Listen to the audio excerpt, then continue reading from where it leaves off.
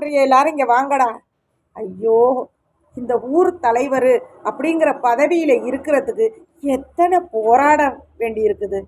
எவ்வளவோ கஷ்டப்பட்டு எத்தனை பேரை அடித்து எத்தனை பேரை நொறுக்கி இந்த சேரில் வந்து உட்கார்ந்தா, இப்போ என்னடான்னு பார்த்தா எப்படியோ கொஞ்ச நாளாக நம்ம ஓட்டிட்டோம்னு பார்த்தா இப்போ இதுக்கு மோசம் வந்துடும் போல இருக்கே.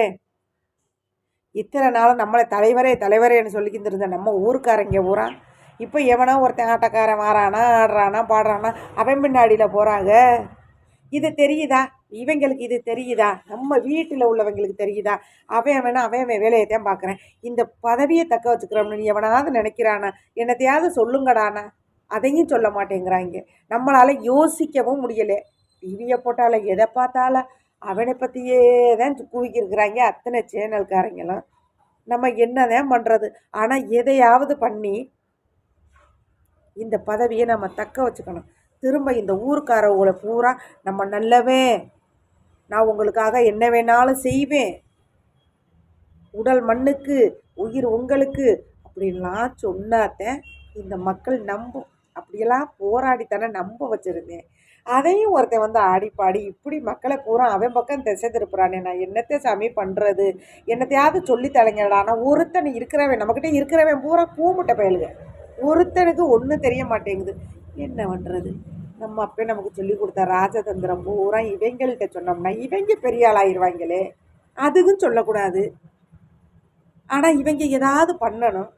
சரி, இவங்க இருக்கிறவன் பூரா நமக்கு சால்ரா அடிக்கிறவன் தானே. நம்ம அப்படியே தானே அவங்கள வச்சுருக்கோம். நம்மளை மாதிரி அவங்க கொஞ்சம் உஷாராயிட்டா நம்ம பதவிக்கு மோசம் வந்துடும். அவங்கள யோசிக்கவே விடக்கூடாது. நம்மளே மாஸ்டர் பிளான் பண்ணுவோம். நம்ம போடுற போட்டில் வந்து கூவுறவன் அவன் ஓடியே போயிடணும். ஆனால் நம்ம தான் போட்டோம்னா எவனுக்கு தெரியக்கூடாது. அப்போ அது ரொம்ப ரொம்ப முக்கியம். எங்கள் அப்பா எனக்கு சொல்லி கொடுத்துருக்காரு. அதெல்லாம் ராஜதந்திரம். அந்த காலத்துலேருந்து நாங்கள் எல்லாம் அப்படியே பக்குவமாக கடைப்பிடிச்சிட்டு வரதுனால தான் இன்னைக்கு வரைக்கும் நாங்கள் எங்கே போனாலும் இப்படியே ராஜ மரியாதையோட மாலை மரியாதையோட பதவியோட புகழோடு இருக்கிறோம். அதே தக்க வைக்கணும்னா இன்னும் சில விலைகள்லாம் செய்வோம். அப்படியே நினச்சி செஞ்சு நம்ம இப்படியே போயிடும். அப்போ நம்ம பேர பிள்ளைகளுக்கெல்லாம் இந்த பதவி வேணும். சோறு திங்கிறமோ திங்கலையோ பதவி வேணும். பதவி வந்தாத்தான் சோறு தன்னாவில் வருமே. முடியாமல் கிடந்தாலும் ஊட்டி விடுவாங்க வந்து. ஓகே, இப்படியே தக்க வச்சுருவோம்.